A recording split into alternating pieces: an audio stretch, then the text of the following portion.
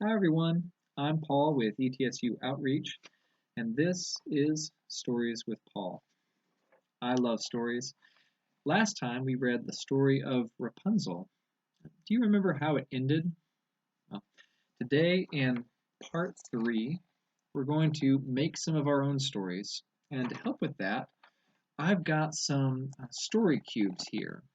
These are cubes or dice with different pictures on them. So my cubes have different actions.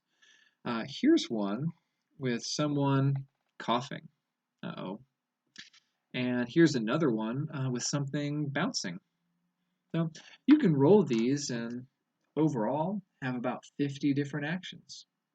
Well, stories have lots of different parts. So today we're going to talk about two of those, characters and action. We need characters in a story to feel and to take action. Do you remember all the characters from the story of Rapunzel? There were five: a husband, a wife, a sorceress, a prince, and Rapunzel. They each acted in different ways. In the story, the husband, well, he stole. And another character, the prince, if you remember, he fell down, right? So remember, we have a character, and then that character acts in some way.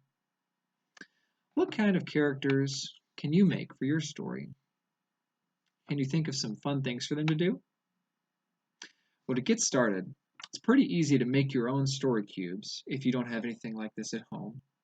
It looks something like this, just made out of paper and tape. The fun part here is that you can make the actions whatever you want them to be. So you'll need some scissors and some tape. Make sure your parents are around when you start to cut things out. You'll cut out a pattern that looks something like this. So 6 different squares put together like that. You want to fill in the boxes with whatever action seems like fun to you. Maybe you want your characters to catch a butterfly. That's one of the cubes that I have right here. Maybe you want them to fly into space. It's all up to you. After you have everything drawn, you'll cut out this shape and fold on those dotted lines you saw, and then you'll tape the sides together into a cube like this. Or if you don't want to do all that, you can also have cards like this one with different actions on them. You can shuffle those up and pick them up without knowing what's coming next. That'll be a lot of fun too.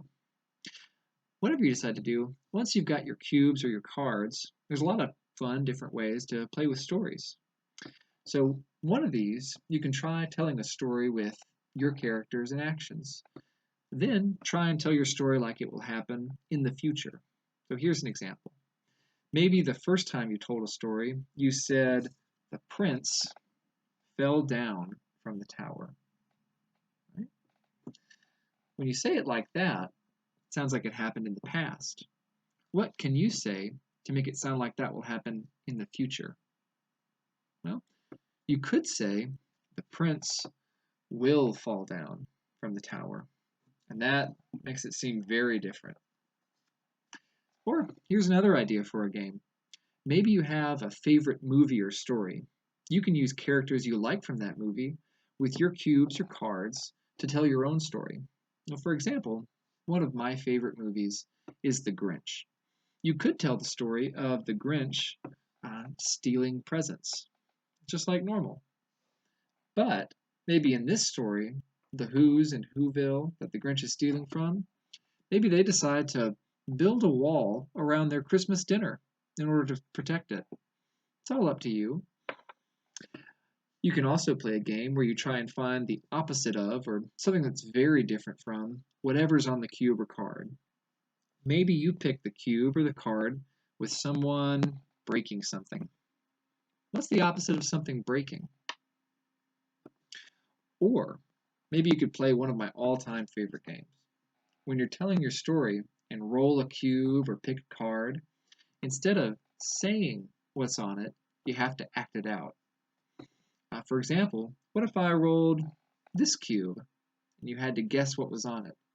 Maybe I could do something like this, and that would let you know, give you a hint. It can be a lot of fun to act things out. So, whether you use different tenses, or add on to movies, or find opposites, or even act out stories, there's a lot of there's a lot of things you can do at home to have fun with these stories. So, today we talked about characters and actions and some different ways to play with stories. Well, next time, we're going to talk even more about making our own stories. So look out for part 4, as well as all the other great videos that are on this site. See you next time.